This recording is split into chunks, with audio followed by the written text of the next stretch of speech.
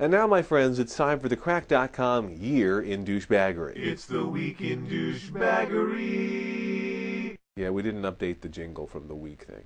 Douchebag number 10, Sylvia Browne. The so-called television psychic made a prediction back in 2003 on the Montel Williams show that Sean Hornbeck had been murdered by his dreadlocked Hispanic kidnapper. Early this year, of course, Sean was found, most distinctly unmurdered, and his kidnapper seemed very un-Hispanic and undreadlocked too. Sylvia's never apologized to the Hornbeck family, of course, and I bet she didn't predict this on Montel. Hey, Sylvia Browne, you're a douchebag. Douchebag number 9, Chuck Norris. Just this month, he filed suit over a book loaded with pretend Chuck Norris facts.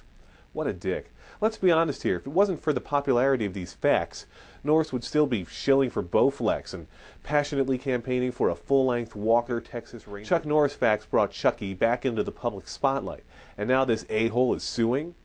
In light of this, we've got a few new Norris facts we'd like to add to the paperback edition of that Chuck Norris Facts book. Chuck Norris Facts. Chuck Norris doesn't need a toolkit to make repairs around the house because he's enough of a massive tool himself to handle any job.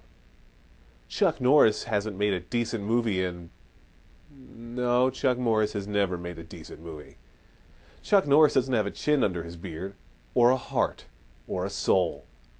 When Chuck Norris does push-ups, he doesn't push the earth down, he just sues the people that made him relevant again, because he's a douchebag. Douchebag number 8, Andrew Myers. He's the misguided protester who gave the first performance of the instant classic line, "Don't tase me, bro." University of Florida police officers would be tased if he didn't settle down. Then they did in fact tase him when he wouldn't settle down.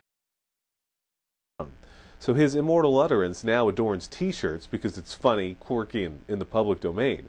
But what does it really mean?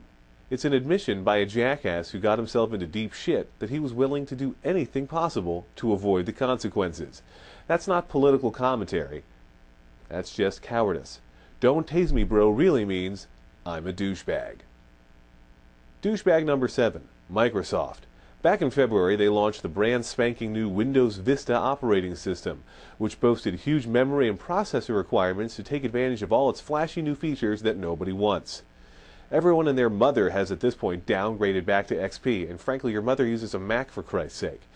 We were going to dog Bill Gates about this one, but he's getting some commendable charity work done. So instead, we're going to give him a quick puff piece, courtesy of our internet correspondent, Justine. Justine, tell us all about Bill Gates.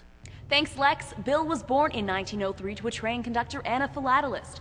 Look it up. In 1956, he invented the personal computer, and by 1962, he was the world's first internet billionaire. Bill Gates can kill a bear with his bare hands and often does so for sport. He once chopped down a cherry tree and then ate the whole damn thing.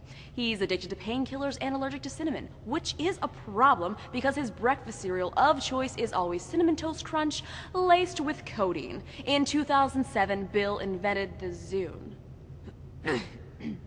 And revolutionized the music industry and becoming very close with Amy Winehouse. They are now lovers. P.S. The next version of the Zune has an all-new DRM that is totally awesome. Back to you, Lex. Thanks, Justine. So the number 7 Douchebag of the Year award goes to Microsoft, our largest ever douchebag. And yes, we are including Rosie O'Donnell in that assessment. Douchebag number 6, Evangelist Dr. James Dobson. He's urging his fellow Christians to ignore global warming so that they can focus on opposing gay marriage and encouraging sexual abstinence unsuccessfully, in keeping with Dobson's interpretation of the Bible. Meanwhile, warming ocean waters have led to a global population explosion of jellyfish. And this is true, that jellyfish explosion has wiped out Ireland's only salmon farm and enveloped Japan in an ocean of slime. Dr. Dobson, of course, just continues to beat his dog, literally, as he documents in his book, Dare to Discipline. Dare to douchebag? Don't mind if we do, James. Douchebag number 5, Jerry Falwell. Forgive us for having 2 consecutive evangelists on this year-end douchebag roundup. We're sure it's nothing more than a total coincidence. But with Falwell going and dying on us, how the heck are we supposed to work him into next year's Year in Douchebaggery for 2008? Douchebag. Dying. Douchebag number 4, Pearl. That baby is a really, really, really mean landlord.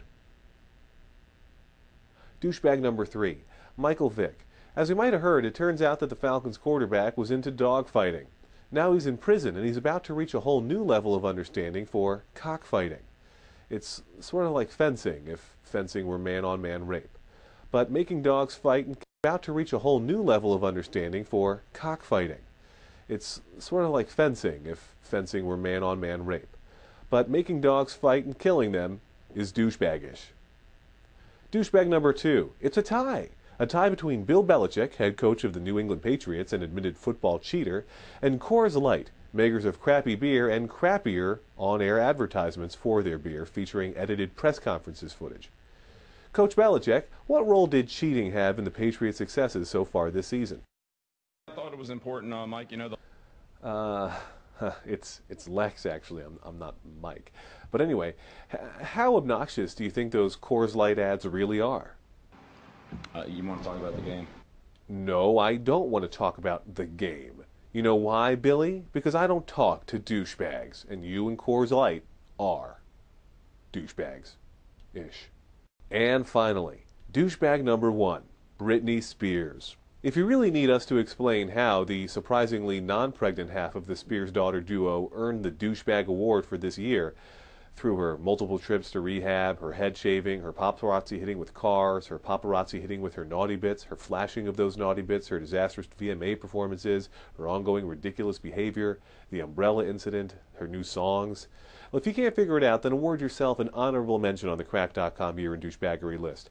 Frankly, we'd retire Britney from the News on Crack since she makes it so easy for us to do what we do here, but then we'd have to stop being lazy, and that's not going to happen.